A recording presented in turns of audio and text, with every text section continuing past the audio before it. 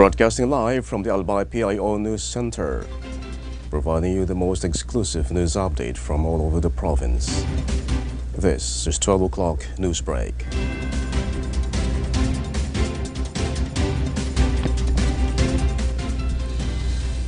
In the local scene, the provincial government of Albay, in collaboration with the Municipal Treasurers League of Albay and the Appraisers and Assessors Association of Albay Incorporated, recently hosted the first quarter joint meeting of Municipal Treasurers and Assessors of Albay to discuss matters concerning assessment and treasury transactions.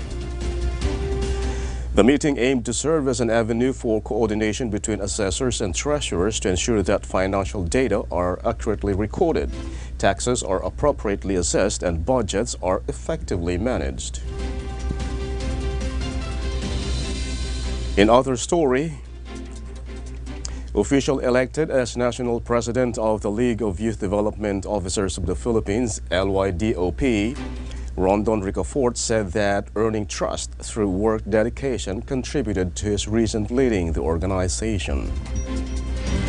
Ricafort, the Provincial Youth and Sports Development Office PYSDO head, stated this in an exclusive interview on March 7 during the 2024 National Convention for Local Youth Development Officers, LYDO, under his leadership since 2018.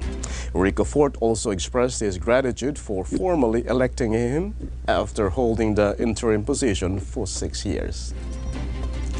His position as the national president of LYDOP will lead the organization composed of 82 provinces and over 1,000 cities and municipalities all over the country to continue their programs that will benefit the youth in the Philippines. In other news, the Department of Agriculture is urging the farmers in the Bicol region to immediately report crop damages caused by the El Niño phenomenon to their respective municipal agriculture offices. Lovella Guarin, DA Bicol spokesperson, said the report will be beneficial in monitoring, reporting, and immediately assisting farmers to cope with the dry spell caused by the phenomenon. Further, she said that the agency already provided interventions to the different farmers' cooperative associations in the region.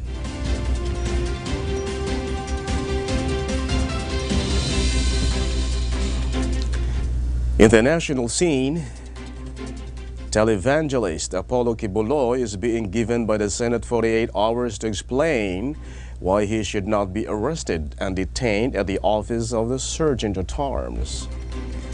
This was the message carried by the show cause order issued by Senator Risa Ontiveros Tuesday night, March 12, hours after meeting with Senate President Juan Miguel Zubiri regarding the ongoing Senate investigation on Kibuloy. The said document, however, bears the March 13, 2024 date, since it will be served to Kibuloy on Wednesday, and that would be today. The panel has already issued 3 invitations to Kibuloy dated January 23, February 19, and March 5. Kibuloy disregarded the invitation. In other story, 11 Filipino seafarers who survived the Houthi missile attack at the Gulf of Aden last March 6 arrived at the Ninoy Aquino International Airport Terminal 3 on Tuesday afternoon, March 12. One of them arrived in a wheelchair with a cast on the left leg due to a fracture. The seafarers were met by government representatives from the Departments of Migrant Workers, Foreign Affairs, Health, and Social Welfare. The 11 seafarers were among the 15 Filipinos who were part of the 20-man crew aboard the bulk carrier and the True Confidence. In other news, former President Rodrigo Duterte once again expressed his opposition in attempts to amend the 1987 Constitution. Speaking in a prayer rally in support of SMNI in Liwasang, Bonifacio on Tuesday, March 12, Duterte said there is no need to change anything in the Constitution, even the economic provisions. Duterte also reiterated his belief that the ongoing discussions on economic charter change are just an excuse to extend term limits. While holding a supposed copy of the Constitution, Duterte said President Ferdinand Marcos Jr. is repeating what his father, Marcos Sr., did decades ago.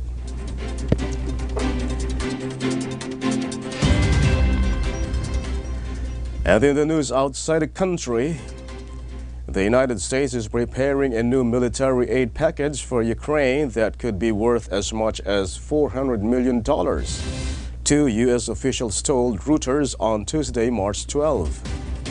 The first move in months, as additional funds for Kiev remain blocked by Republican leaders in Congress. The officials, speaking on condition of anonymity, said an announcement was expected later date. U.S. President Joe Biden, a Democrat, has backed military aid to Ukraine since Russia's full-scale invasion in 2022, while his likely Republican opponent in the November 5 U.S. election, former President Donald Trump, has a more isolationist stance. In other story, a ship carrying almost 200 tons of food for Gaza left Cyprus on Tuesday, March 12, in a pilot project to open a new sea route to deliver aid to Palestinians on the brink of famine as prospects faded for the ceasefire during the Muslim holy month of Ramadan. The charity ship Open Arms was seen sailing out of Larnaca port in Cyprus, towing a barge container containing flour, rice, and protein. The journey to Gaza takes about 15 hours, but a heavy tow barge could make the trip considerably longer, possibly up to 2 days. Cyprus is just over 200 miles or 320 kilometers northwest of Gaza. And finally, in the news outside the country, the first condition for any negotiations to end the war in Ukraine is that Russia should halt its aggression.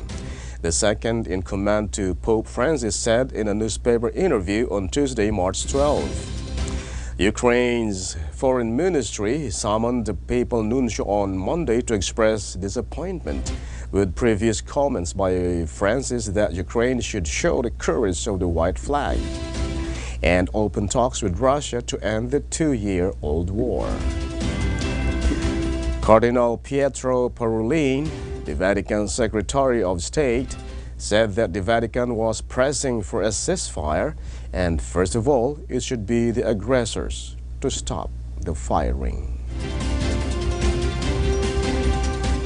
And that's all for the 12 o'clock news break, March 13, 2024.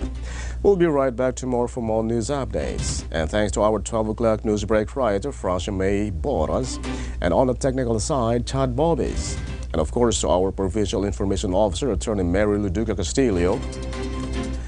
And of course, under the supervision of our Governor, Attorney Etzel Grexligman, I am Greg Hallare. Thank you for subscribing.